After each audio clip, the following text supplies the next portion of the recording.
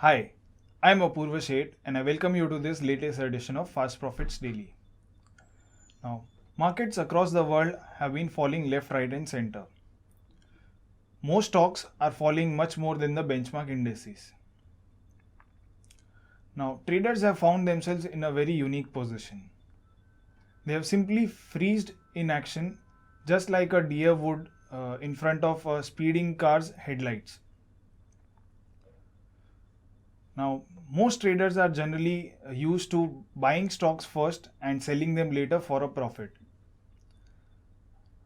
However, in the current market environment, that is not possible. Stocks are simply falling like a pack of cards. And if you want to make money in such markets, then you have to do the exact opposite. That is, selling the stocks first and buying them later. Now, this is called as short selling. Now, short selling requires a different set of skills and huge capital.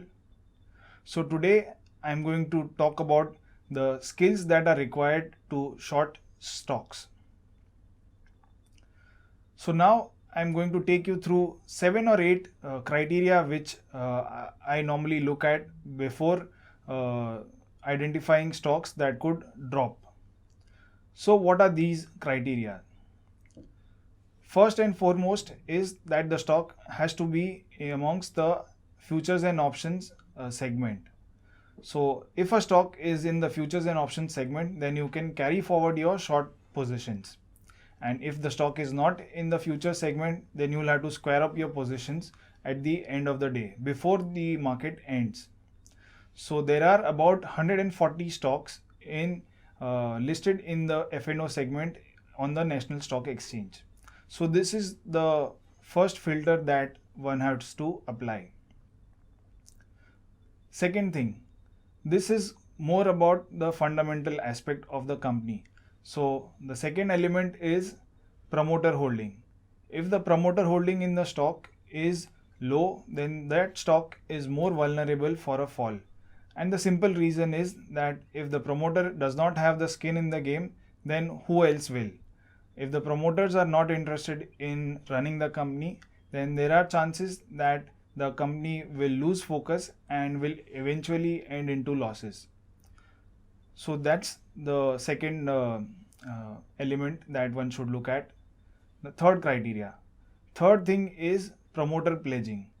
Now I would in fact rate promoter pledging as even more important than the promoter holding in the company.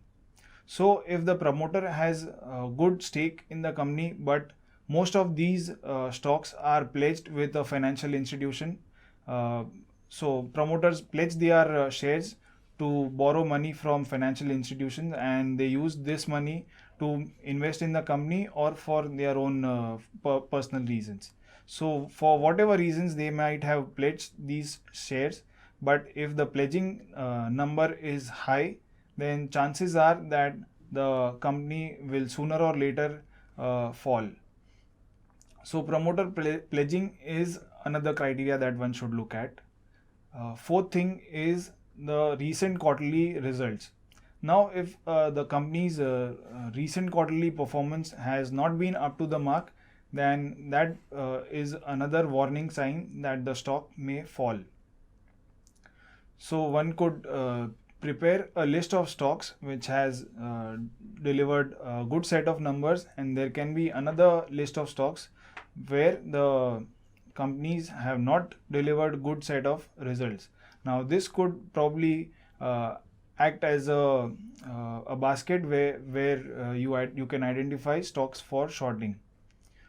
So a poor set of numbers is another element that one can watch out for.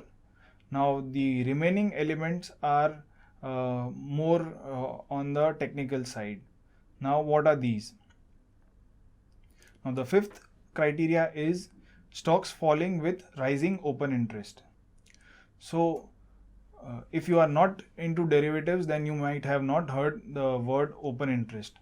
Now open interest is nothing but the number of outstanding positions in a particular stock. So if the recent performance, if the stock has fallen in the recent past with rising open interest, then that is a indication that more and more people are getting into this stock and they are short selling it. So this is another criteria that one can look out for.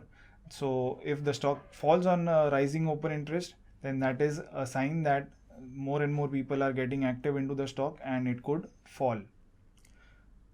Sixth thing is weak relative strength. Now, the relative strength is in terms of the markets or the sector that the stock is from. So let's say the stock that you are looking at is a banking company. Now, if the stock is falling more than the bank nifty, then that is an indication that it is amongst the weaker stocks. On the other hand, if it falls more than the nifty or sensex, then that is also an indication that the stock is amongst the weaker ones. And you might have noticed this: if the lion is on a hunt, then who will it catch first? It will obviously catch the deer which is the weakest or the oldest. So the same rule applies even in stocks as well. So the weaker ones are the more vulnerable for a fall. Another aspect that one could look at is the monthly RSI. Now RSI is the relative strength index, which is the momentum indicator. Now if the RSI, monthly RSI is below 40, then that stock is in a bear market. One can use other indicators like the 200 DMA. If the stock is below the 200 DMA, then that means that the stock is in the bear market as well. So there are various indicators that one could use to identify stocks which are in a bear market. So I prefer to use the monthly RSI and the level is 40. And finally, the last thing that one can look at is if the stock is trading near 52-week lows or near all-time lows. So what does trading near 52-week low mean?